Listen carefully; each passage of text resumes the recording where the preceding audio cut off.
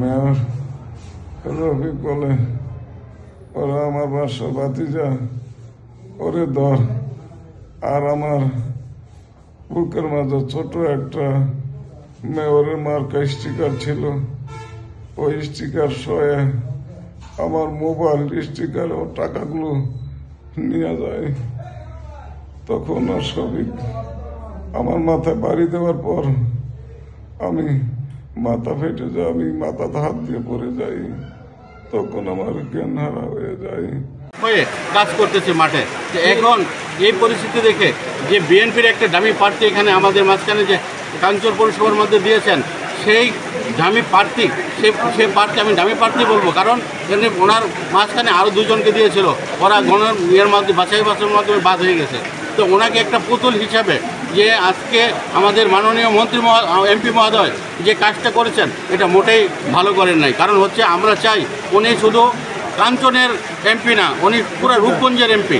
ওনার ছিল এখানে শতভাগ উনি সঠিক থাকবে, কারণ সবাই ওনার এই জনগণ এই সবাই উনি এইখানে রূপগঞ্জের এমপি উনি সবার মুরব্বী। উনি সবার মুরব্বী বলতে কি, উনি সবার অভিভাবক। তো আজকে যদি রক্ষক যদি ভক্ষক হয়ে যায়, তাহলে আমরা সাধারণ মানুষ কোথায় যাব? উনি একজন মানুষের জন্য সেই সন্ত্রাসী বাহিনী দিয়ে আমাদেরকে যেভাবে হয়রানি করছে, আসলে উনি চাচ্ছে এখানে খুন খারাপি হলে পরে এই মেয়র ফ্যামিলিকে উনি ধ্বংস করে দেবে। তারপর উনি ওনার মন মতো বিএনপিকে নিয়ে উনি সেভাবে রাজত্ব করবে। উনি সারাক্ষণই উনি বিএনপিপন্থী। আসলে উনি আওয়ামী লীগের কেউ না বলে আমার মনে হচ্ছে, উনি আওয়ামী লীগের যদি কেউ হতো তাহলে বিএনপিকে এত উনি আশ্রয় দিত না।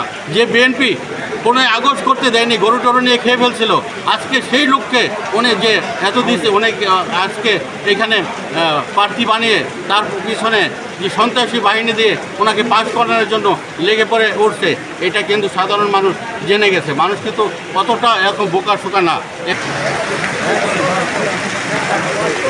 বিএনপি আসলে তখন আমাদের বাড়িঘর ভাঙচুর করছে।